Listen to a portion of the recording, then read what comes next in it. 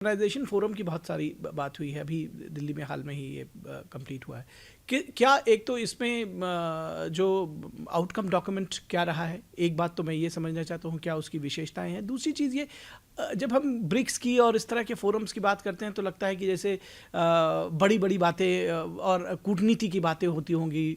इसमें इसमें अर्बनाइजेशन और आम नागरिक के लिए क्या कुछ हो सकता है, मतलब कैसे इसको समझें? पहले तो ये विषय समझने का है कि ब्रिक्स की स्थापना जब हुई थी तो ऐसे 5 देशों ने मिल करके कि हमारे जो कॉमन प्रॉब्लम्स हैं उसको कैसे सॉल्व करना है, ये एक प्रकार का आपस में परामर्श करने के लिए to consult each other to common one solution for a problem, इस प्रकार का एक प्लेटफॉर्म शुरू हुआ था।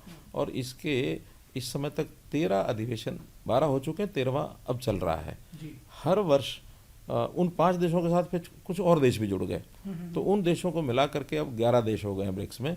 तो ऐसे हर वर्ष कोई ना कोई एक चेयरशिप किसी देश को मिलती है, उसके वहाँ ऐसे ब्रिक्स की मीटिंग्स होती हैं।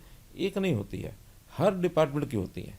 जैसे हमारी महुआ की हुई है, 2 दिन खत्म हुए। अभी 25 तारीख को पावर की हो रही है, कल से एग्रीकल्चर की हो रही है इंदौर में।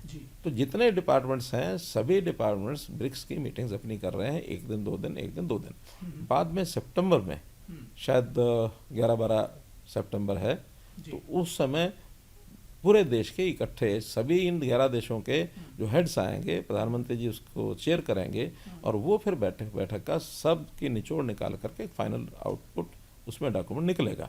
जहाँ तक अर्बन का ये 2 दिन का आज हमारा समाप्त हुआ ब्रिक्स का सम्मेलन, इसके अंदर सब लोगों ने खुल करके अपने अपने देशों में शहरीकरण में क्या क्या उनको समस्याएं आ रही हैं और क्या क्या उन्होंने अचीव किया है, उनकी बेस्ट प्रैक्टिसेस क्या है, वो एक एक करके हमने उनको सबको समय दिया, सबने बताया है। और फिर बाद में सबकी समस्याओं को कैसे हल किया जाए, तो एक कॉमन अंडरस्टैंडिंग जिन चीज़ों पर बनी उसका एक फिर हमने आज जो है कॉमन डिक्लेरेशन उसको अनाउंस किया है, जिस पर सब सहमत हुए। उसमें कोई पर्टिकुलर देश की समस्या को नहीं विचार किया जाता, लेकिन किस प्रकार किस दिशा में आगे बढ़ना है। अर्थात रेजिलिएंट हाउसिंग होना चाहिए, अफोर्डेबल हाउसिंग होना चाहिए, एक वातावरण के नाते एनवायरनमेंट के नाते से अच्छा होना चाहिए।